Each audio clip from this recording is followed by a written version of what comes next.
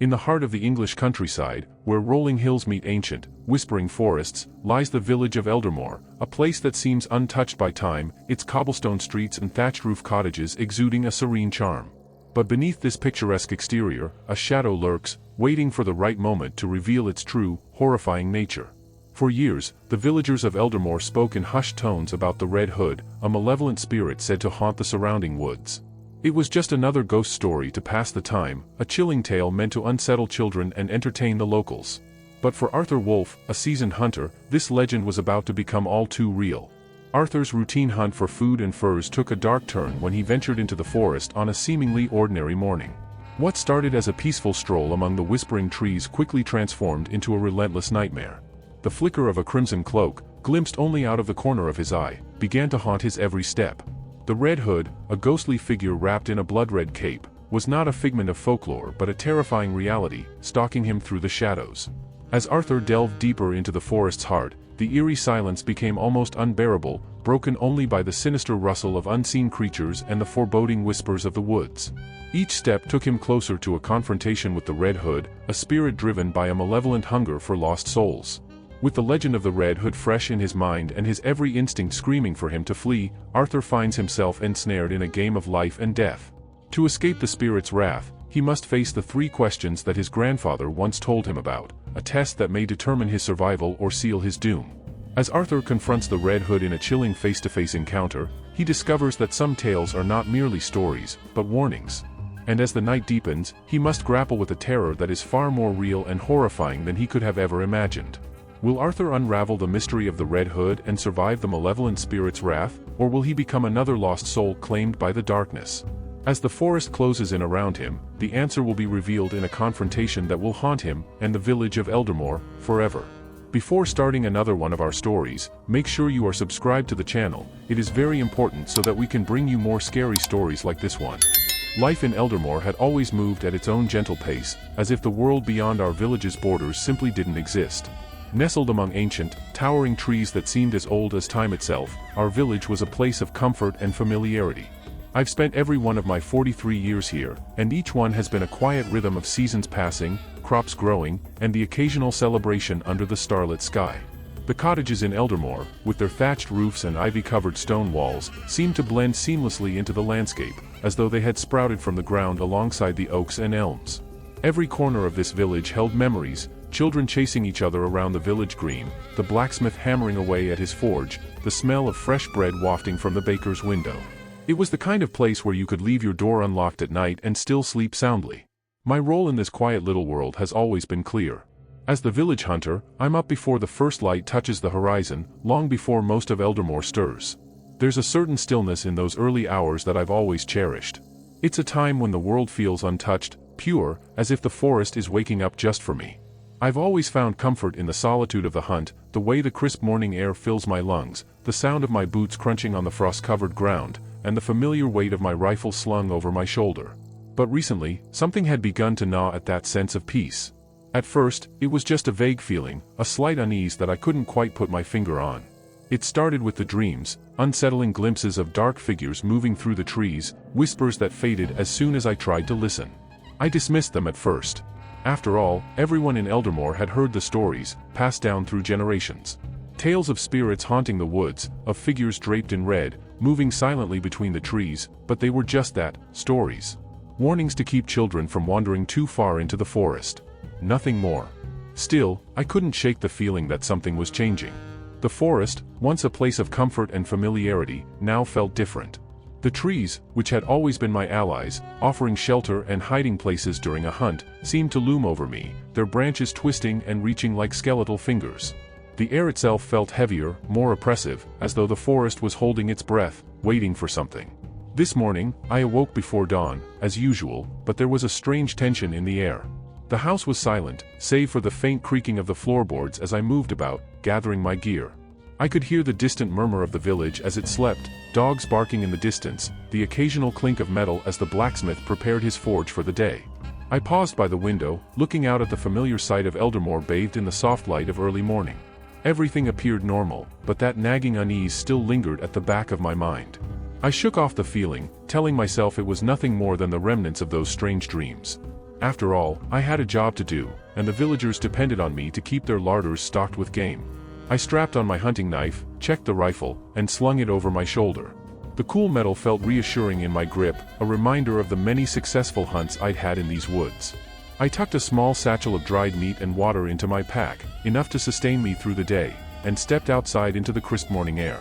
The village was still shrouded in the soft hues of dawn, the only movement coming from the smoke that curled lazily from a few chimneys.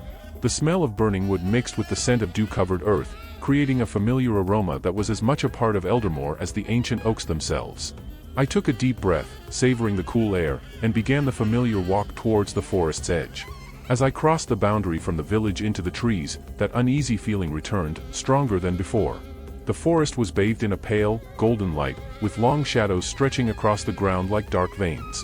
I'd walked this path countless times, yet today, it felt different. The trees seemed taller, their branches thicker, knitting together overhead to form a canopy that blocked out the sky. The air was still, almost unnaturally so, as if the forest was holding its breath, waiting for something to happen. I shook my head, trying to dispel the creeping unease. It's just the morning mist, I told myself, just the lingering effects of those dreams. But as I ventured deeper into the woods, the silence became more pronounced, more oppressive. The usual sounds of the forest, the rustling of leaves, the chirping of birds, the scurrying of small animals, were absent. It was as if the entire forest had gone silent, watching, waiting. I paused, scanning the area, my senses on high alert. There was nothing out of the ordinary, no sign of movement, yet I couldn't shake the feeling that I was being watched. My heart began to beat a little faster, the hairs on the back of my neck standing on end. I gripped my rifle a little tighter, straining to hear anything that might betray the presence of another living being. But there was nothing, just the silence, thick and suffocating, pressing in on me from all sides. I forced myself to take a deep breath and push forward. It was just a trick of the mind, I told myself, just the forest playing its usual games. But deep down, I knew this was no ordinary day. Something had shifted in the woods, something that had been waiting for me, lurking just beyond the edge of my understanding. And as I moved deeper into the shadowy heart of the forest, I couldn't shake the feeling that whatever it was, it had finally decided to make itself known. The deeper I ventured into the forest, the more the sense of unease tightened around my chest. I'd been hunting in these woods for years, knew every path, every clearing, every tree that had stood the test of time. But today, each step felt like it was leading me further away from the familiar and into something unknown, something that sent a chill down my spine despite the warmth of the rising sun. It started with the silence. At first, it was subtle, just the absence of the usual morning sounds, like the chirping of birds or the rustle of squirrels in the underbrush.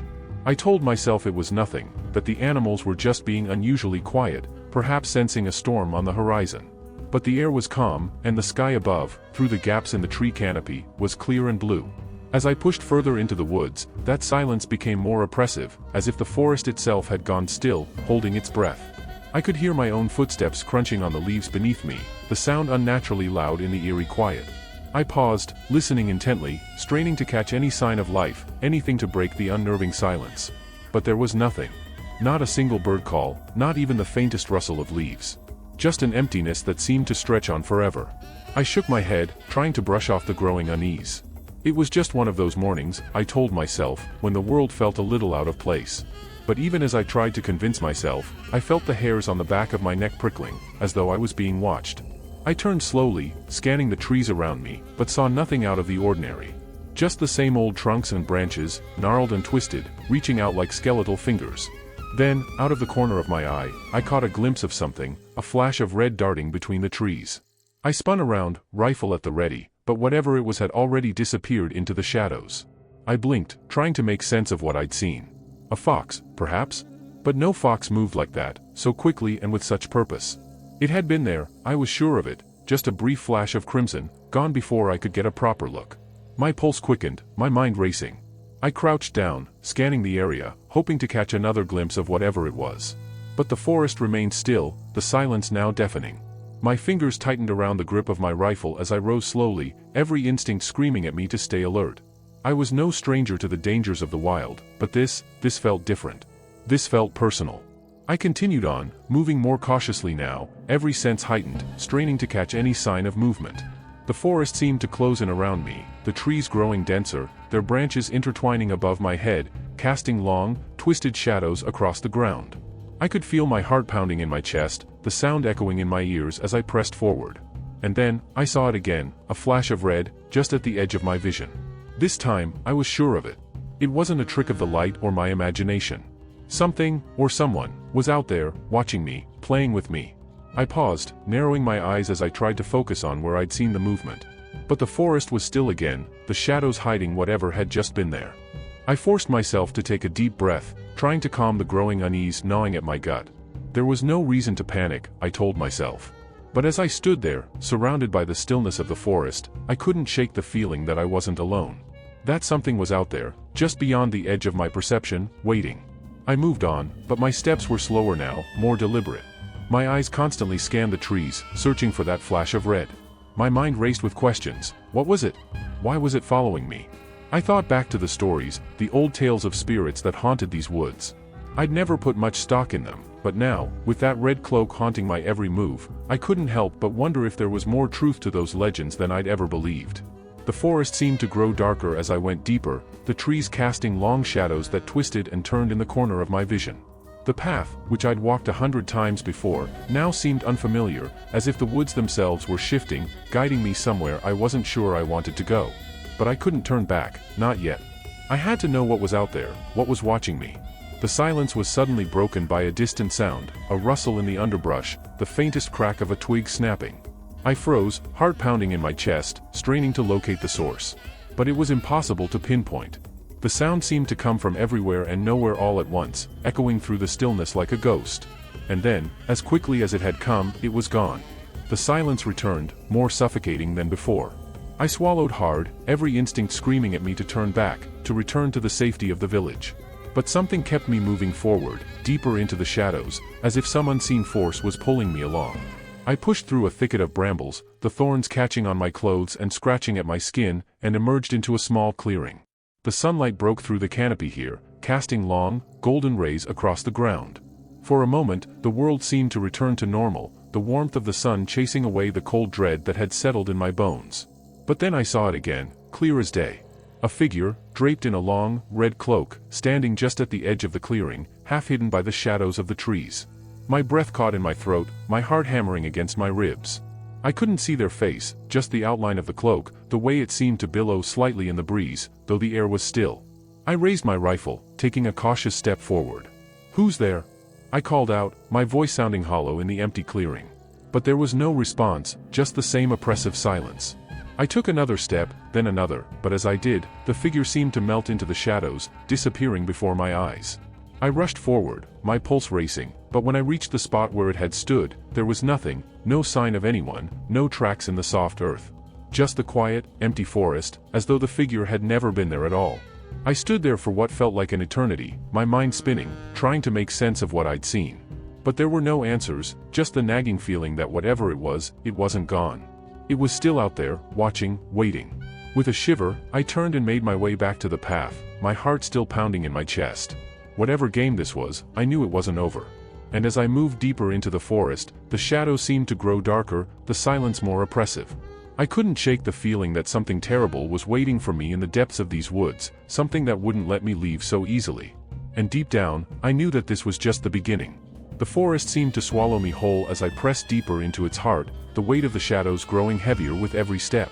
The air felt colder now, a sharp contrast to the warmth I'd felt in the village. The sunlight that had managed to break through the canopy earlier was gone, leaving only a dim, ghostly light filtering through the tangled branches above. My mind raced, replaying the brief glimpses of the figure in red, trying to make sense of what I'd seen. I couldn't deny it anymore. This wasn't some trick of the light or a figment of my imagination. There was something in these woods, something real, and it was watching me. I've never been a man given to fear. The woods have always been my domain, a place where I felt in control, where the dangers were known and manageable. But this was different. This was a kind of fear that settled deep in your bones, a primal terror that whispered of things beyond understanding, of forces older and more powerful than anything I'd ever encountered. I tried to focus, to push the fear aside and think clearly. My grandfather's stories echoed in my mind, tales of the Red Hood, a vengeful spirit that haunted these woods, hunting those who strayed too far. I'd always dismissed those stories as nothing more than old men's tales, meant to scare children into staying close to home. But now, with that crimson cloak haunting my every step, I couldn't shake the feeling that there was truth in those old legends. As I moved through the dense underbrush, the forest grew darker still, the trees closing in around me like the walls of some ancient, forgotten cathedral. The silence was absolute now, the only sound the muffled crunch of leaves beneath my boots and the steady beat of my own heart, loud in my ears. I paused, leaning against a tree to catch my breath, my mind still reeling. How had things spiraled so quickly? One moment, I'd been setting out on a routine hunt, and the next, I was being stalked by a ghostly figure in red, lost in a part of the forest that seemed to shift and change with every step I took. My thoughts turned to the stories again, the ones my grandfather had told me by the fire on long winter nights. He'd spoken of 3 questions, questions that could save a man from the Red Hood's wrath, if he had the courage to ask them. But I couldn't remember what they were. The memory was just out of reach, like a word on the tip of my tongue. I cursed under my breath, frustration mixing with the fear that gnawed at my insides. What were those questions? I racked my brain, trying to recall the old man's words, but all I could remember was the way he'd leaned in close, his voice low and serious as he told me to listen carefully, to remember. But I hadn't. I'd been too young, too full of the arrogance that comes with youth, to think I'd ever need to remember such things. I stood there, leaning against that old tree, feeling more lost and alone than I ever had in my life. The forest, which had always been a place of comfort and familiarity, now felt like a labyrinth, twisting and turning, leading me further into darkness. The red cloak, the figure that wore it, danced at the edges of my vision, always just out of reach, taunting me with its presence. And then, in the distance, I heard it, a faint sound, like the rustling of leaves in the wind, but more deliberate, more controlled. I froze, straining to listen. It was the first sound I'd heard in what felt like hours, and it set my nerves on edge. The rustling grew louder, closer, and I knew I wasn't alone. I raised my rifle, my hands trembling slightly as I aimed it in the direction of the sound. My breath came in short, shallow gasps, my heart pounding so hard I thought it might burst from my chest. The forest around me seemed to hold its breath, waiting. And then I saw it again, another flash of red, moving through the trees, closer this time. My finger tightened on the trigger, every muscle in my body tense, ready to react. But before I could fire, the figure vanished again, disappearing into the shadows as quickly as it had appeared. I lowered the rifle, frustration boiling up inside me. I couldn't keep doing this, couldn't keep chasing after shadows, firing at ghosts.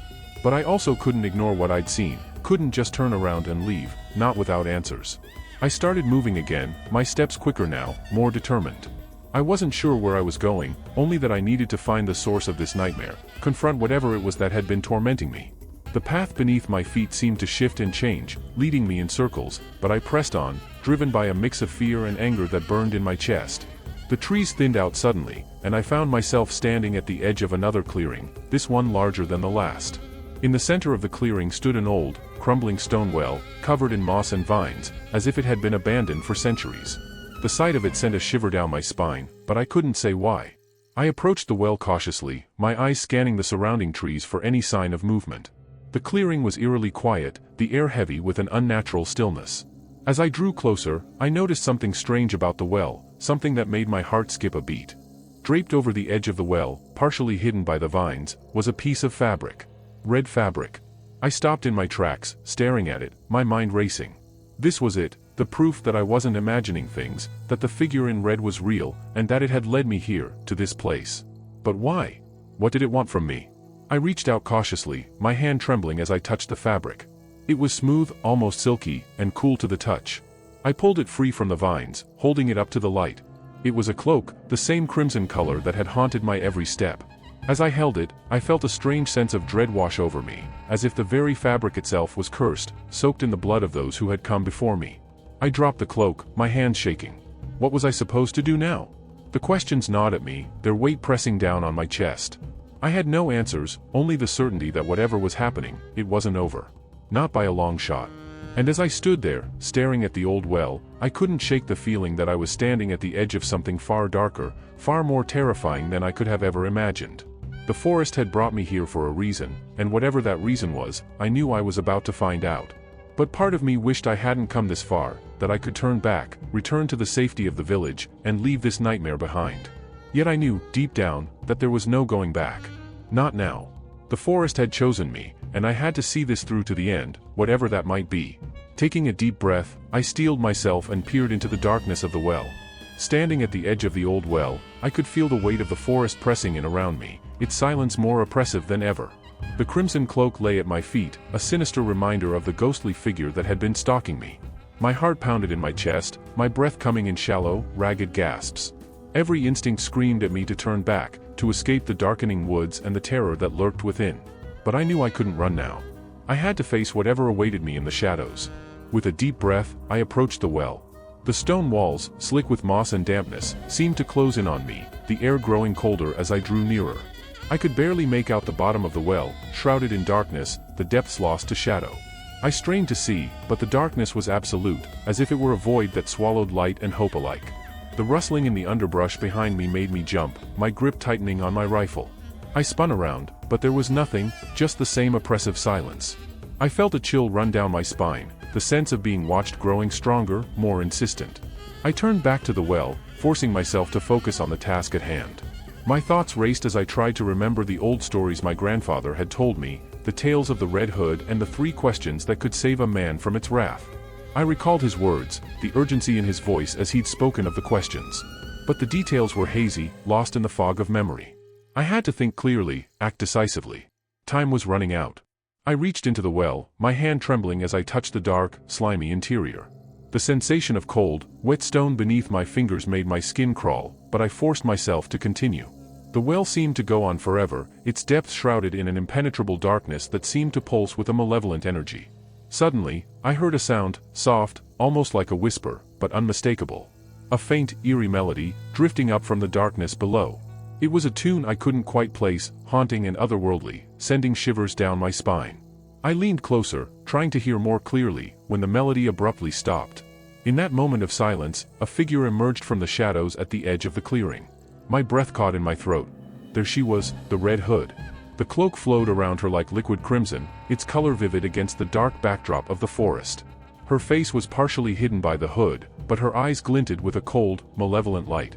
The air around her seemed to crackle with an otherworldly energy, a palpable force that sent chills through my very bones.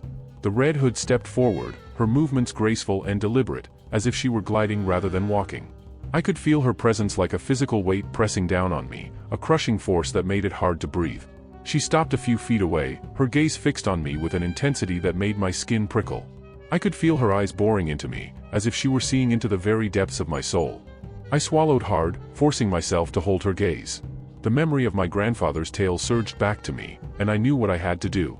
I had to ask the questions, the ones that would determine whether I lived or died. My voice, when I spoke, was steadier than I felt. "I know who you are," I said, trying to keep my tone firm despite the fear that clawed at my insides. "And I know the questions." The Red Hood's lips curled into a smile that was both inviting and terrifying, her teeth glinting in the dim light. "So you have heard the tales," she said, her voice a chilling whisper that seemed to echo through the clearing. "But knowing the questions is only the beginning, Hunter. It is the answers that matter." I nodded, trying to steady my shaking hands. "I'll ask them, then," I said, my voice more resolute. "First, why are your eyes so big?" Her eyes widened, the light within them growing even colder, more intense. "To watch your every move," she replied, her voice a sinister hiss that sent a shiver down my spine. "To see your every fear, your every weakness." I forced myself to keep my gaze steady. "Why are your teeth so big?" A cruel smile stretched across her face, her teeth gleaming wickedly. "To tear the flesh from your bones," she answered, her voice dripping with malice. "To savor your agony." My heart raced, my mind whirling with the weight of the questions and her chilling answers. I knew this was the moment of truth, the one that would decide my fate. I took a deep breath, trying to steady my nerves, and asked the final question. "Where has your soul gone?" The Red Hood's expression changed suddenly, her smile faltering as a look of anguish crossed her face. Her body began to tremble violently, as if she were being buffeted by an invisible force. Her eyes bulged, and her mouth opened in a silent scream. The air around her grew colder, the darkness deepening. Her voice emerged in a fractured, haunting murmur, a chorus of voices that seemed to come from all around us. My soul, lost in the darkness, torn from me, in the places where even shadows do not dare tread, it is with the ones who scream, scream forever. The words seemed to echo through the clearing, filling the air with a sense of dread that made my skin crawl. The forest around us seemed to vibrate with the force of her anguish, the ground trembling beneath my feet. I could feel the weight of the darkness pressing in, the cold seeping into my very bones. I didn't wait to hear more. I turned and fled, my heart pounding in my chest, my breath coming in ragged gasps. I pushed through the underbrush, the branches clawing at my face, the roots snaring my feet.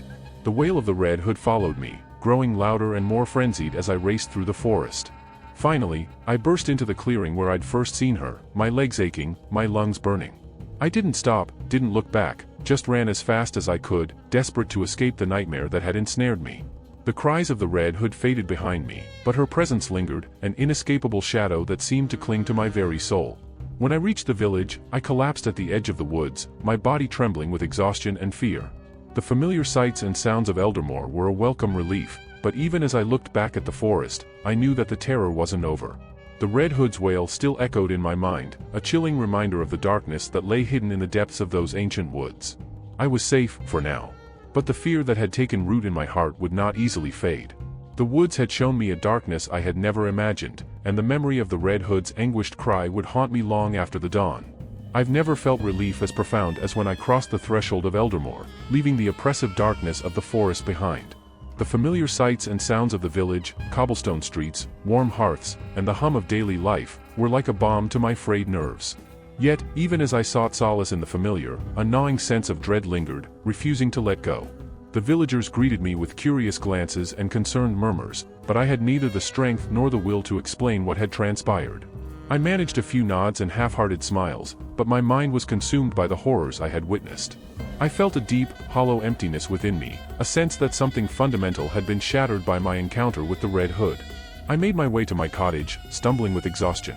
My hands were still trembling, and I could still feel the cold that had seeped into my bones. I wanted nothing more than to lock myself away and forget, but the weight of the memories pressed down on me, more relentless than any physical fatigue. That night, as I lay in my bed, the darkness seemed to press in from all sides. Sleep eluded me, the silence of my room broken only by the occasional creak of the old house. I could still hear the echoes of the Red Hood's anguished wail, a haunting refrain that filled my mind with dread. No matter how tightly I shut my eyes, no matter how deeply I buried my head beneath the blankets, I couldn't escape the feeling that I was being watched, that the darkness of the forest had followed me home. I tried to rationalize the experience, to tell myself that it had all been a nightmare, a product of my overactive imagination. But the cloak I had seen, the wail of the Red Hood, these were not mere figments of a troubled mind. They were real as the fear that gripped me. I knew that, deep down, I could never fully escape the shadow that had touched my soul.